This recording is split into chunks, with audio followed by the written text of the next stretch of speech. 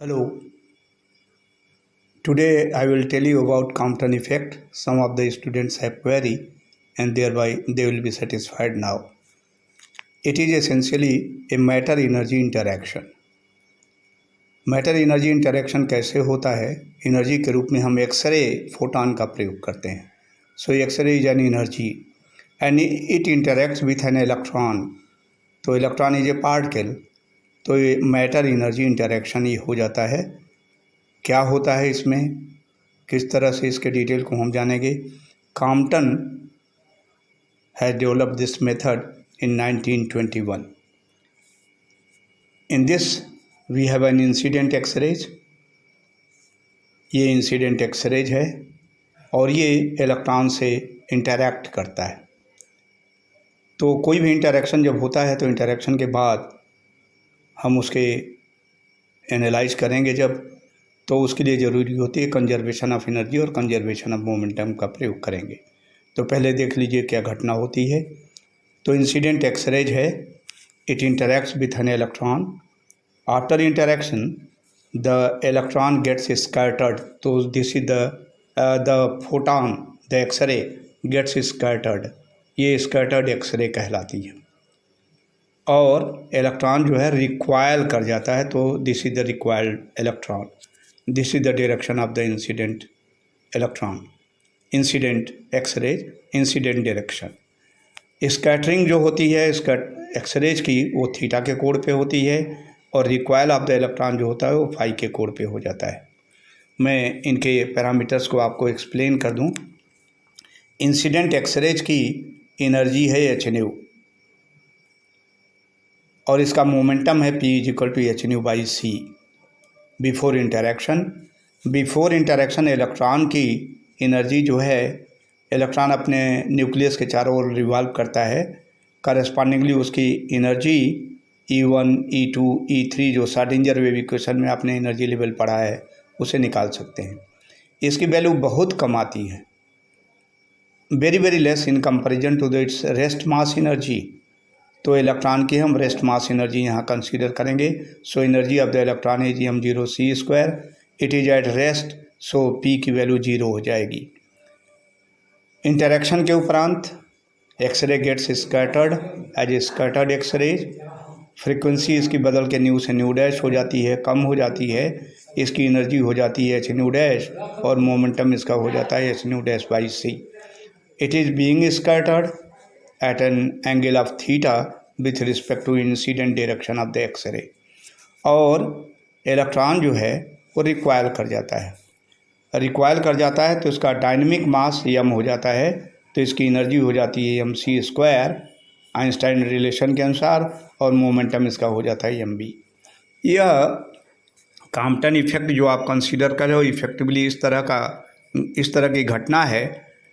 Carrom board में जैसे देखो स्ट्राइकर है, तो X-ray is in place of striker और ये गोटी से डाई से टकराती है.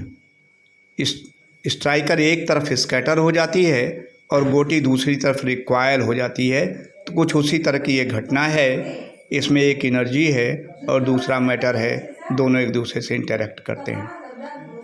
क्या एक्चुअली इफ़ेक्ट होगा, किस तरह से इसको प्राप्त किया जा सकता है, तो इसके लिए हमें 2 फार्मूला लगाना पड़ता है. लड़कों ने पूछा कि ये कैसे हो जाता है, ज़रा इसको समझा दिया जाए. So one is the conservation of energy. Conservation of energy explains or states total energy before interaction. It is equal to total energy after interaction. तो पहले इसको हमको करना पड़ेगा.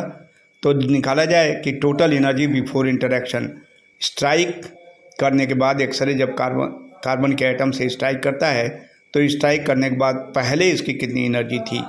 तो एक्सरे की है h/nu, इलेक्ट्रॉन की है m0c². So this is the total energy before interaction. और इंटरेक्शन होने के बाद इलेक्ट्रॉन रिक्वायल कर जा रहा है, एक्सरे स्कैटर करता है. h/nu' इसकी एनर्जी है, दूसरे डायरेक्शन में हो रही है लेकिन energy is a scalar quantity. तो h/nu' will be considered plus electron की energy mc². So this is the conservation of energy के अनुसार यह सूत्र आपको प्राप्त हो जाएगा. दूसरा है इस मैटर एनर्जी इंटरेक्शन के रिजल्ट को निकालने के लिए कंजर्वेशन ऑफ मोमेंटम का हम प्रयोग करते हैं। इसमें भी वैसे ही करेंगे, लेकिन मोमेंटम चूँकि वेक्टर क्वांटिटी है, it takes place in a direction, इसमें मैग्नीट्यूड और डायरेक्शन दोनों होती है, इसलिए वेक्टर क्वांटिटी होगा। तो कंजर्वेशन के लिए total momentum before interaction will be equal to total momentum after interaction. तो मोमेंटम की वैल्यू टोटल निकालें तो इसके दो कंपोनेंट हो जाएंगे, चूँकि वेक्टर क्वांटिटी है। तो एक हॉरिजॉन्टल कंपोनेंट निकालेंगे in the direction of the incident X-ray, और एक इसका वर्टिकल कंपोनेंट निकालेंगे in the direction perpendicular to the direction of incident X-ray. तो हॉरिजॉन्टल कंपोनेंट के लिए देख लीजिए, मोमेंटम एक्सरे की, इंसिडेंट एक्सरे की मोमेंटम है h/c और इलेक्ट्रॉन की मोमेंटम है 0। तो total momentum horizontal component before interaction is h/c + 0। After interaction it is equal to h/c is the momentum, but it is not in the direction of the incident X-ray। ये theta का code यहाँ बनाता है, तो इसका component horizontal direction में लेंगे तो h/c cos थीटा आ जाएगा। तो यहाँ पर एक कंपोनेंट आपको प्राप्त हो जा रहा है h/c cos थीटा, और प्लस mb, ये भी फाई के कोड पे है इंसिडेंट डायरेक्शन से, तो इसका भी कंपोनेंट हॉरिजॉन्टल डायरेक्शन में लिया जाएगा, तो ये हो जाएगा mb cos फाई। तो ये आपने कर दिया। फिर ऐसे ही वर्टिकल कंपोनेंट निकालेंगे, तो वर्टिकल कंपोनेंट इसका निकालोगे तो इसका h/nu का cos 90 0, ये 0 है ही है, तो 0 + 0, और बाद में ये हो जाएगा h/c वर्टिकल कंपोनेंट आएगा sin फाई, और इसका आएगा mv sin फाई। दोनों एक दूसरे के अपोजिट डायरेक्शन में हैं, इसलिए यहाँ पर देखिए इनिशियली 0 0 और यहाँ पर h/c sin theta minus mv sin phi आ जाता है। तो ऐसे इक्वेशन बिल्डअप कर लेंगे कंजर्वेशन ऑफ एनर्जी के लिए, कंजर्वेशन ऑफ मोमेंटम के लिए, और फिर कॉम्पटन शिफ्ट इसमें आगे प्रोसीड करते हुए निकल जाता है। कैसे कॉम्पटन शिफ्ट की वैल्यू आएगी ये मैं कल आपको बताऊँगा। Thank you.